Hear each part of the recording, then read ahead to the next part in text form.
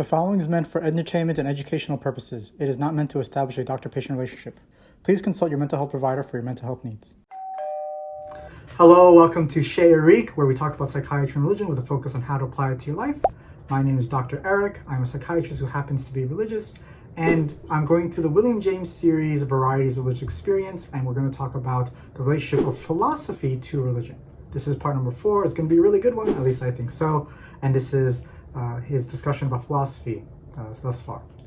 James kind of, has been antagonistic towards philosophy, saying that it tries to have universal truths when in fact religion is very personal. Okay, religion is really about the mystical experience and understanding it for yourself and revealing greater truths for yourself, whereas philosophy again tries to have greater understanding universal truths. Theology has greater understanding and universal truths. Okay. And he points out that if, definite perceptions of this experience can't stand on its own merits because you don't like it, then how can abstract reasoning through philosophy, find support? That's why, we have philosophy as a secondary function, and then these experiences are the primary function. Okay?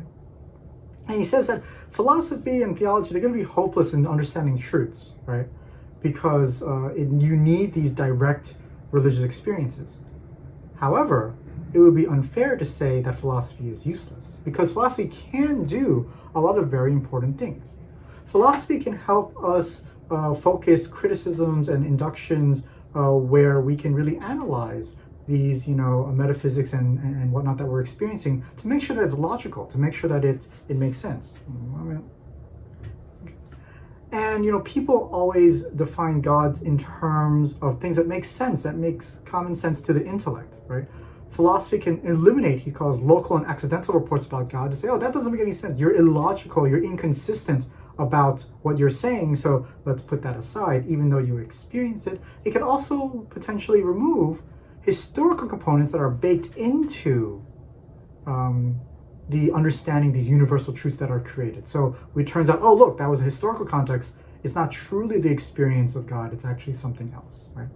And finally, it can confront spontaneous religious constructions with natural sciences, meaning that we can kind of test, hey, does this match with what we understand about the world, right? And in doing so, eliminate doctrines that are against the natural sciences.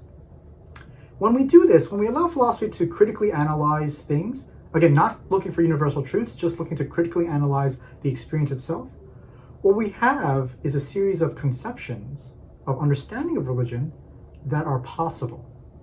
And what happens is that when you have a series of things that are possible, you can create a series of hypotheses about the world and understanding about the world that you can test out.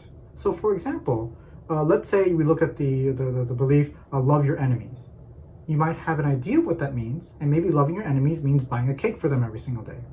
And then the hypothesis is that if I buy a cake every single day for my enemies, something good will happen. If you try it out and you find it doesn't happen, that trying out and finding out it does or doesn't happen, that's the philosophical inquiry. That's the philosophical pursuit. That you understand the concept of love your enemies. Philosophically, you debate about it abstractly to create a plan to buy a cake for your enemies all the time. And then, kablam, like you try it out and you see if it works. And that allows you to see the possibilities, the many possibilities of what it means to love your enemy, to pursue an understanding of God more if you believe God compels you to love your enemies. And so philosophy can order this mediation between different believers so we can compare our experiences with each other and see what ends up shaking out as the truth versus other people's biases or biases of history. And James believes and calls this the science of religion. And, he says it could be accepted as much as other sciences like the science of physics or chemistry or things like that. Even personally non-religious people could see this as an endeavor to try it out, right? But it would depend a lot on the original material and the personal experiences. And also have to be able to survive, critical reconstructions again and again and again. But, the bottom line is that what he feels is the correct place for philosophy. That it is secondary to your religious experience. That it is meant to clarify concepts so that you can create hypotheses on what the world actually is like. And then when you test it out, you have this constant sort of feedback loop to see what works. And this construction is what he's calling the Science of Religions.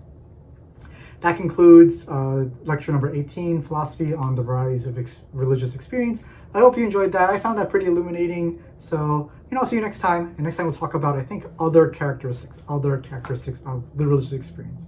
So I'll talk to you later. Bye. Hey, sign up for my weekly newsletter. I send out emails every week on psychiatry and religion. I realize that email is a great way to go deep into these topics. So if you want more content, check out ChezEricPurl.com and subscribe over there. Thanks.